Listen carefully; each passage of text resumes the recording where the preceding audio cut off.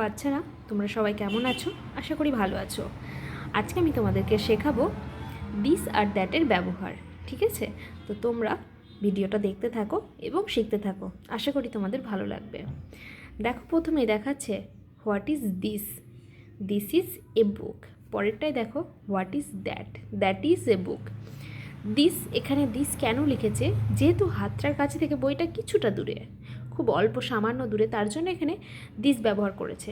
পরেরটাতে দেখো হাতটা থেকে বইটা অনেকটা দূরে, ডিস্টেন্স অনেকটা বেশি, তার জন্য এখানে আমরা দ্যাট ব্যবহার করেছি। দিস আর দ্যাট, কাছের জিনিসকে বোঝাতে দিস ব্যবহার করি, আর দূরের জিনিসকে বোঝাতে আমরা দ্যাট ব্যবহার করে থাকি। ঠিক তেমনই পরেরটাই দেখো what is this. This is a bat. What is that? That is sun. What is this? This is umbrella. What is that? That is a tree. আশা করি তোমরা শিখতে পেরেছো, এবং তোমাদের যদি ভালো লেগে থাকে চ্যানেলটিকে অবশ্যই সাবস্ক্রাইব করে দিও, কমেন্ট করে জানিও কেমন লেগেছে, আর নতুন কিছু শিখতে বেল আইকনটা অবশ্যই ক্লিক করে রেখো।